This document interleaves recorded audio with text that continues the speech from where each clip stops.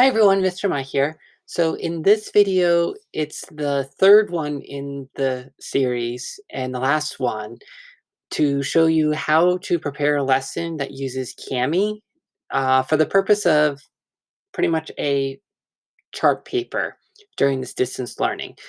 Of course, this can be adapted and used even when we are returned to school, where you make charts with the students using Kami, and then you can easily print them out and give them to the kids to reference. So in the first video, I did how to take pictures using screenshots.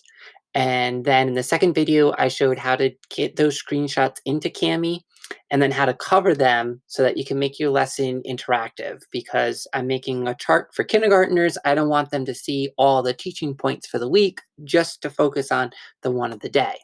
In this video, I'm going to actually show you how I would use the chart and with a story under a document camera.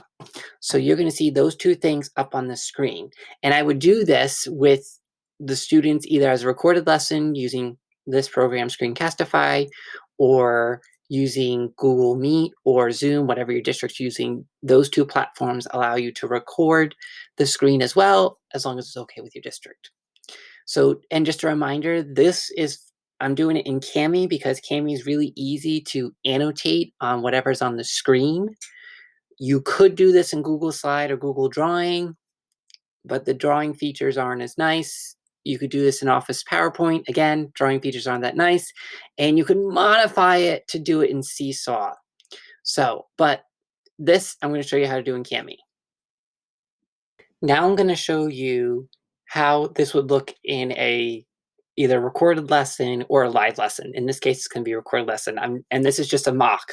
This isn't the real deal. So, but what I have is I'm going to have Kami on the right side of my screen and use the Kami tools to annotate on this document on the right.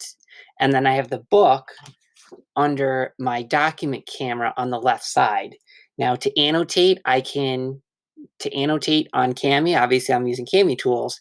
On the document camera, I can either use Screencastify, which I'm using right now to record this session, or if I was doing a live lesson, Zoom allows you to annotate right on the screen, but in this case, I'm going to use the annotation tool that's built into the document camera that I have, because all teachers in my district, if they're using the document camera at home, they'd be able to do this. There's a little document annotation option right there. Okay, so now let's do this mock lesson real quick. Hi, boys and girls. So today we're going to continue working on being avid nonfiction readers. We've been learning that when you're reading nonfiction books, you think about wow moments, things you find really cool. You ask yourself questions while you're reading the stories and after you read the book too. And you use those fancy topic words, those vocabulary words that are found throughout the book or that you hear repeated over and over again. Today, I want to teach you things that nonfiction books have to help you with understanding the book. So I'm going to do two today. So today we're going to focus on the first thing right on the front of the book. So you can focus on the title of the book, which in this case, the book is called Roots. So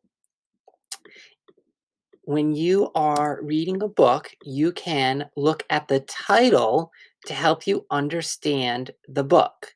So this book is called Roots. So you have to think to yourself, well, what's it going to be about? Oh, it must be about roots. Now the second thing here to help us out is the picture. So I'm going to make this in a different color here.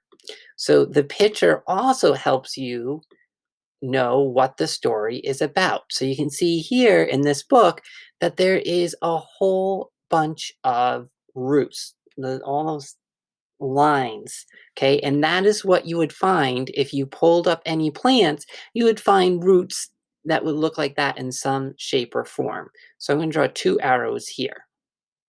So when you are reading nonfiction books, you can read the title, And you can look at the pictures on every page to help you with understanding the story. Okay, and cut.